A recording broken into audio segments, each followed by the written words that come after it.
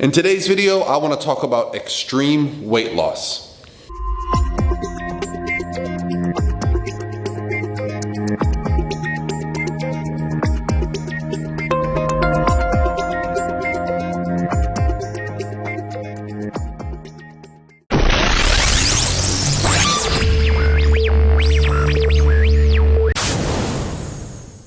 Hey guys, what's going on? This is Paul Ravella from ProPhysique.com. And as you may have noticed, I am not shooting this video when I typically do. I typically shoot my videos during the daytime. I had to get this video out tonight. It's been something that's been on my mind recently, and in lieu of getting caught up on work, on life, and just feeling I've got some stress off my shoulders, feeling really good, I figured I would go ahead and run out to the garage tonight and shoot this video while I had things fresh on my mind. First of all, let's talk about the beard, the No Shave November thing. I'm not like, this is too white. I'm too young to have a gray white beard, but I'm gonna keep it going, at least for a little bit longer, see how it pans out. For those of you who are going to be at Nationals in about 10 days time, please be sure to come find me. I'm excited to get down there, coach my athletes, and also meet up with a lot of friends and familiar faces.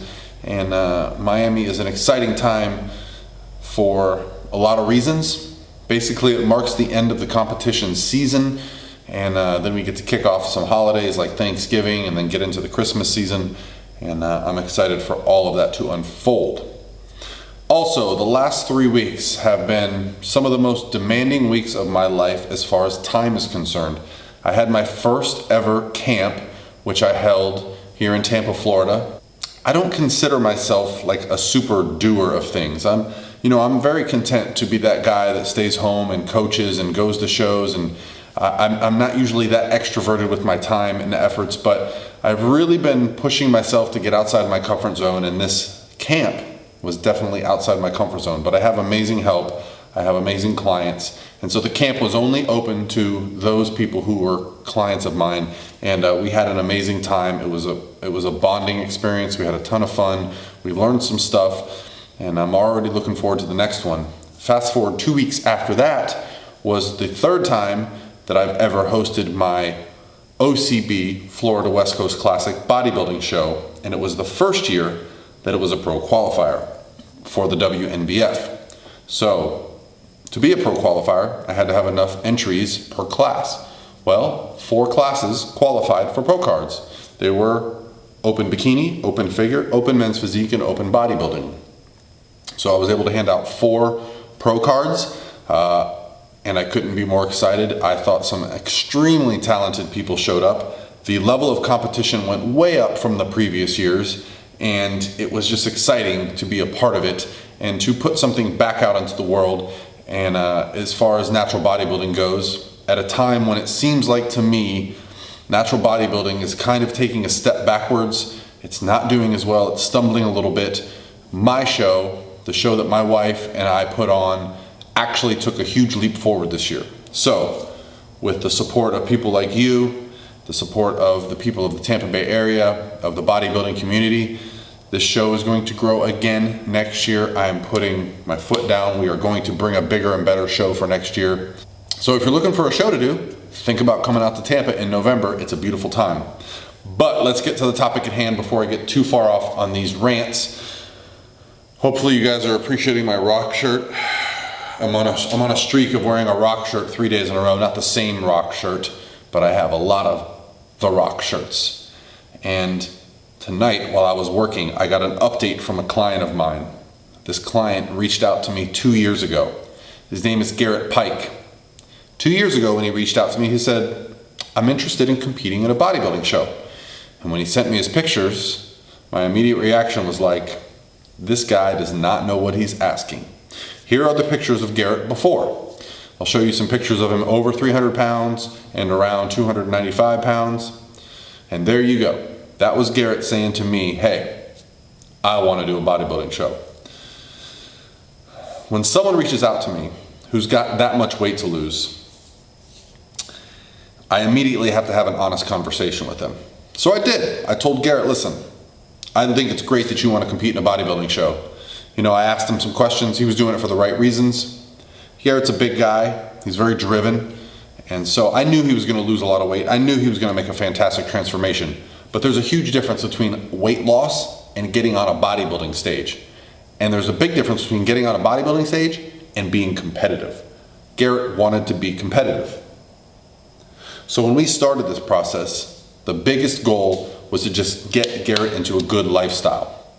So the first year we dieted Garrett down, for the whole year, we went from 295 pounds all the way down into the 220s. So that's fantastic. Here's some before and afters from the first year working together. As you can see, amazing transformation. But as you can also see, likely you can tell he was not stage ready at that time. What did we do? Well, we reassessed. And he set the goal to compete at my show a year later. So we had another year. Now I was getting excited for Garrett. And the reason I was getting excited because we could actually spend time in a building phase, in a proper reverse diet, restoring some metabolism, restoring some energy, and getting him excited about the process again. So here's where I want to talk a little bit about how do you make extreme weight loss happen, and then how do you make it stick after. The first rule for extreme weight loss to work is that you cannot lose it in an extreme manner. No crash diets, no starvation diets, no hours of cardio, nothing that you can do that's not sustainable. You see, you don't put on body fat in 3 months. You don't put it on in 6 months. You put it on over a lifetime. So if you start to force the body, force it to lose body fat in a very quick manner, the rebounds and the repercussions are likely going to be worse than where you started from. This is because the body's natural defense mechanism is going to kick in, okay? This body fat that your body is holding, it actually signals things to change when it feels it's in danger. So with Garrett, what we were able to do was diet. We dieted all the way down from 295 pounds, as I said, down to the 220s. And during that time, there were some struggles. There were weeks where we lost no weight. There were weeks where we lost 3 pounds. But I want to give everybody a goal if you have a lot of weight to lose. How much weight is the appropriate amount of weight to lose when you're looking at fat loss? Well, there's some compounding variables here, but let's just stick to the basics. The general rule of thumb is 1 to 1.5%, maybe 2% of your body weight. For someone that's heavy, well over their body fat set point, that's where we get into the 2% range. So what does this mean for someone like Garrett, who is, let's say, 300 pounds when we started? This means if he was going to lose 1% of his body weight, that's 3 pounds a week. 1.5, we're talking about 4.5 pounds a week, max 6 pounds a week. Early on, there can be some dramatic shifts in body fat without using extreme measures. Just by getting into some resistance training, getting into some healthier eating habits, getting into a better lifestyle, your body is going to bounce back to where it's happiest at. Our bodies are not happiest with a lot of excess body fat, right? So, but the failure for most people is that they're in a rush. If Garrett had said to me, hey Paul, I want to lose 30 pounds in 15 days because I'm going on a cruise, I probably wouldn't have worked with him. See, I'm not interested in that. I'm not interested in quick fixes that are only going to put people in a worse position. Fortunately, for me, I get to work with people who generally understand where I'm coming from, and they come to me because they want to do things the right way. Garrett was no exception. Garrett does shift work, works long hours. His schedule's not easy. He doesn't work a 9 to 5. Not that a 9 to 5 is easy, but it's predictable. Garrett's schedule is not predictable. He would have to get up extremely early in the morning to train, sometimes not be able to train for 2 or 3 days, bring food with him for 2 or 3 days at a time, but he made it happen. And as we got to this point, after a year where he was down about 70 pounds, is when I got really excited because I could see that he had lost the body fat around his lower back. I could see that he had lost the body fat on his lower abdomen. So much so that he actually had some stretched skin, which he was pretty concerned about. So what we did was we started a building phase. Now, a building phase for someone who's been dieting for that long is a very valuable tool. Now, I was able to take his calories up quite a bit, but we did run into an issue. See, Garrett actually moved and his lifestyle changed and he got into a new relationship, and all of these compounding things meant he got off track a little bit with his lifestyle, and his weight actually shot back up to the 240s. And at that point, I had to have a heart-to-heart with Garrett. If you're serious about competing in the bodybuilding show in November, this has to stop. The scale cannot go up anymore. Well, within 2 weeks, he had dropped 6 or 8 pounds while continuing to add calories simply by adjusting his lifestyle back to where he knew it should be. You see, Garrett understood that for him to reach his goals, it wasn't going to be a simple thing. He was not a genetic freak. This was a long-term process that he had put this body fat on, and he was quickly reverting back to his old habits and his old lifestyle. For the rest of the year, we got into a good mode. We got into a good contest prep. He actually moved to Florida, got to spend some time with him, see him at the house. And what was really exciting for me was when he came over to start posing.